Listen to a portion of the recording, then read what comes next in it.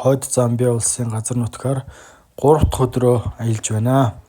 За энэхүү бүс нутаг нь Лусаку хотоос 800 орчим километрээр аслагдсан ой шугуугаар бүрхэгдэж хүмүүсийнх нь ахуй амьдрал нь онц сонирхолтой санагдсан. Нутгийн иргэд модны нүүрсийг өөрсдийн арга технологиор үйлдвэрлэж, савлаж дараа нь тээвэрлэлт хийд юм байна.